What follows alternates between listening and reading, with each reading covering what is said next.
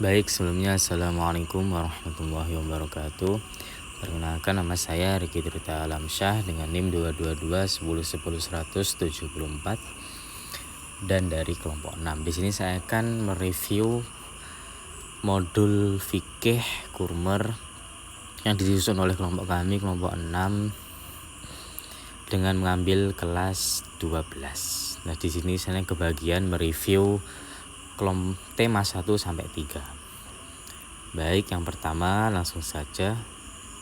Di tema yang pertama yaitu ada mengenai ijtihad dan mazhab. Jadi di tema pertama ini bisa teman-teman lihat di fishbone-nya ada peta konsep. Ada ayatnya, surat An-Nisa ayat 105, surat An-Nisa ayat 59, dan juga surat An-Nahl ayat 43. Dan juga ada hadisnya Ad-Darimi 170.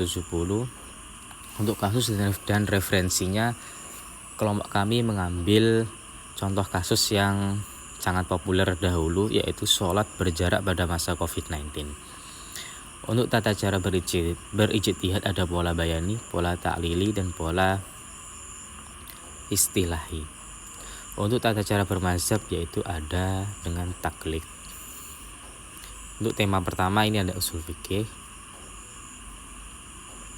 ada KKTP-nya, ada asesmennya, dan juga yang paling penting ada soal hoax-nya. Di sini soal hoax-nya kami mengambil 3 pertanyaan soal pilihan ganda dan 2-nya soal uraian. Bisa teman-teman lihat di situ di soal hoax-nya. Di soal hoax-nya ini kami mengambil dari diskusi antar teman, dan juga yang kedua yaitu mengambil dari ChatGPT. Lanjut ke tema kedua yaitu pernikahan. Di bab pernikahan ini fishbone-nya ada peta konsep lagi. Ada ayat surat An-Nisa ayat 1 yang membahas tentang pernikahan. Hadis yang membahas tentang pernikahan ada hadis riwayat Ibnu Majah dan juga hadis riwayat Muslim. Untuk kasusnya kami mengambil kasus yang sangat relevan dengan zaman sekarang, yaitu banyaknya kasus pernikahan beda agama.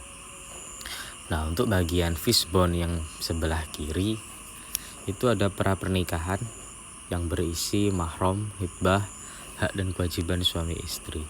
Kemudian ada tata cara pernikahan yaitu akad nikah dan walimatul mursyid. Nah, ini ya teman-teman bisa lihat di tema kedua, pernikahan dalam Islam.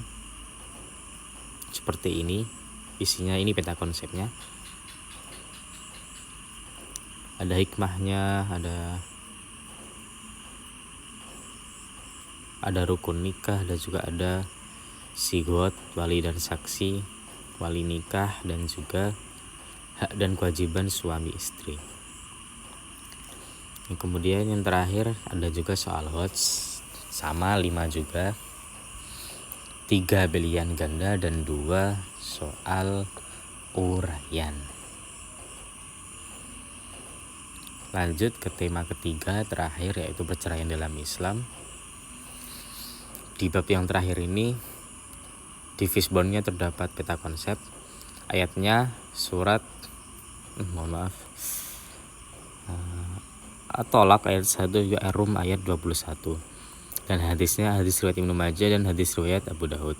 Untuk kasusnya kami mengambil contoh, ini hasil diskusi contohnya, yaitu kasus talak via SMS. Jadi bagaimana hukumnya seseorang itu menalak istrinya via SMS, jadi tidak ngomong langsung tapi lewat SMS. Dan kemudian ada macam-macam ceraian, ada talak, fasakh, khulu, dan juga nusyuz. Dan yang terakhir ada di ketentuan rujuk ada iddah dan mu'tadah. Nah, di sini temennya isinya bisa teman-teman lihat, ada semacam poster. Ini ada peta konsepnya, ada materinya, dan yang terakhir yang paling penting ada soal hoax. Soal hoaxnya ada 5, 3 pilihan ganda, dan juga 2 soal uraian. Nah, di sini sudah kami konsultasi dengan validator bahwasannya untuk soal hoax itu tidak boleh menggunakan tanda tanya. Kemarin kita untuk persoal itu harus menggunakan tanda tanya. Yang benar itu harus dikasih titik-titik. Misalnya itu disebut dengan istilah nikah titik-titik-titik. Dulunya itu tanda tanya. Seperti itu. Mungkin itu saja dari saya. Kalau ada salah kata mohon maaf. Saya Riki Tirta Alamsyah pamit undur diri. Wassalamualaikum warahmatullahi wabarakatuh.